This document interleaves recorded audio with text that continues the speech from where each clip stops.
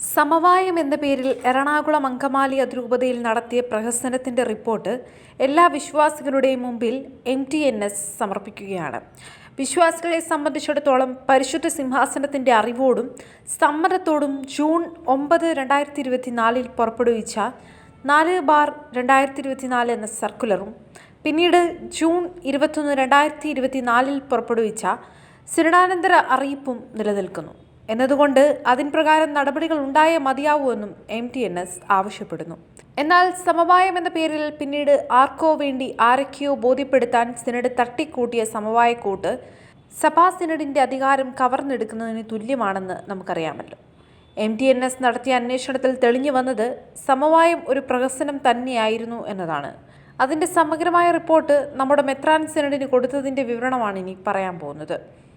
എറണാകുളം അങ്കമാലി രൂപതയിലെ വൈദികരിൽ വെറും 25 പേർ മാത്രമാണ് ഏകീകൃത കുർബാന അർപ്പിച്ചത്. രൂപതയിലെ 41% പള്ളികളിൽ മാത്രം ഏകീകൃത കുർബാന അർപ്പിച്ചു. ഏകീകൃത കുർബാന അർപ്പിച്ച വൈദികർ പോലും 75% കുർബാനയും അസമയത്താണ് അർപ്പിച്ചത്. എന്തുകൊണ്ട്? സമവായം നമ്മുടെ മേൽ അടിച്ചേൽപ്പിച്ചവർ എന്തുകൊണ്ട് ഇങ്ങനെ എന്ന ചോദ്യത്തിന് അത് മതബോധനത്തിന് വേണ്ടിയാണ് എന്നാണ്. എങ്കിൽ ആർക്കാണ് ബോധനം വേണ്ടത്? വിമതർക്കോ അതോ ഏകീകൃത കുർബാന ആവശ്യപ്പെട്ട വിശ്വാസികൾക്കോ?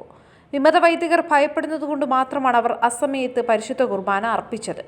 ശരിയായ സമയത്ത് അർപ്പിച്ചാൽ ജനം തിങ്ങി നിറയും എന്നവർ ഭയപ്പെട്ടു. അവരുടെ അരക്ഷിതാവസ്ഥ വ്യക്തമാക്കുകയാണത്. വിമത വൈദികർ അർപ്പിച്ച കുർബാനകൾ അനുരഞ്ജനത്തിന്റെ ബലി അല്ലാത്തതിനാൽ അത് പ്രഹസനമായി അവശേഷിക്കുന്നു. CCCO 1443 പ്രകാരം കുർബാന പ്രഹസനമാക്കിയാൽ ശിക്ഷാർഹമാണ്. 80% പള്ളികളിലും ഏകീകൃത കുർബാന അർപ്പിച്ചു എന്ന സമവായ പിതാക്കന്മാരുടെ ഭാഷ്യം നമ്മൾ കേട്ടുകഴിഞ്ഞല്ലോ. അതിലെ വൈരുദ്ധ്യം വിളിച്ചോതുന്നതാണ് ഈ MTNS റിപ്പോർട്ട്.